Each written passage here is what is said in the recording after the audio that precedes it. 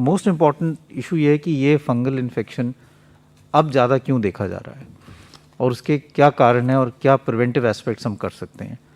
एक तो ये है कि जो कोविड इन्फेक्शन है उसके कारण भी ये एक रिस्क फैक्टर है। कोविड इन्फेक्शन में जो हमारे हम ब्लड काउंट्स देखें तो एक सेल लाइन जो है जिसको हम लिम्फोसाइट्स कहते हैं वो कम हो जाते हैं, लिम्फोपीनिया हो जाता है। तो उसके कारण बॉडी में जो CD4 CD8 सेल्स हैं वो कम होते हैं और उसके कारण अपॉर्चुनिस्टिक इन्फेक्शन, फंगल इन्फेक्शन के चांसेस बढ़ जाते हैं। ये फर्स्ट वेव में भी देखा गया था और अगर हम 2003 सार्स की बात करें तो तब भी अगर डेटा देखें तो तब भी फंगल इन्फेक्शन कुछ हद तक ज़्यादा रिपोर्ट किया गया था।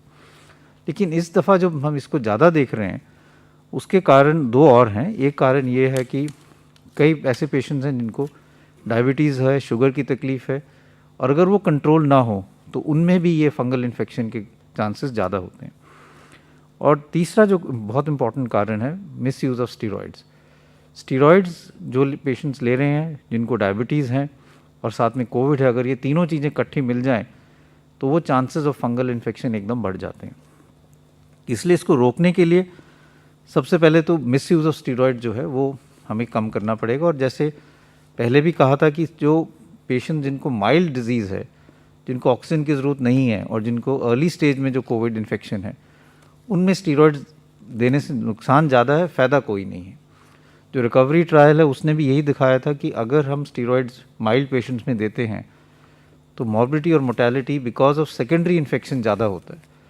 इसलिए अगर किसी को कोविड है और माइल्ड इन्फेक्शन है, बुखार है, सैचुरेशन मेंटेन्ड है, खांसी है, लेकिन और कोई ऐसे लक्षण नहीं है कि ऑक्सीजन कम हो रही है, तो स्टीरॉयड्स नहीं देने चाहिए क्योंकि उससे आगे जाके फंगल इन्फेक्शन के चांसेस हो सकते हैं, स्पेशली अगर उनको उस व्यक्ति को डायबिटीज़ भी है।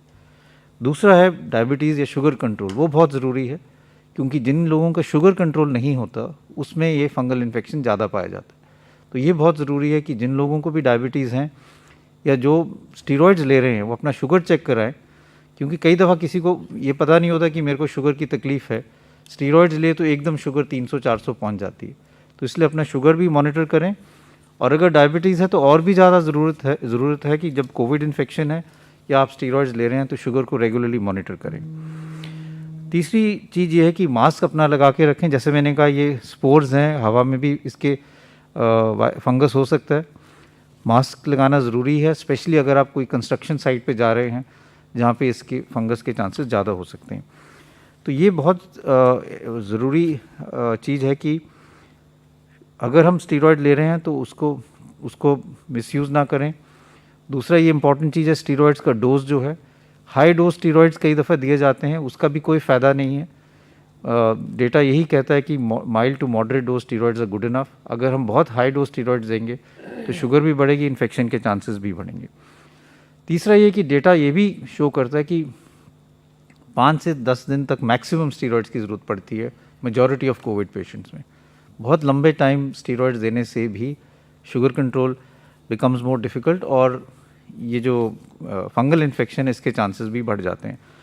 तो मैं यही कहना चाहूँगा कि इनके केसेस अब ज़्यादा रिपोर्ट किए जा रहे हैं and we must work aggressively कि हम इसके केसेस कम करें। और दूसरी ये भी इम्पॉर्टेंट चीज़ है कि इसको सस्पेक्ट जल्दी किया जाए जिससे आगे जाके लॉस ऑफ विजन या और कोई सीरियस इन्फेक्शन ब्रेन में ना हो।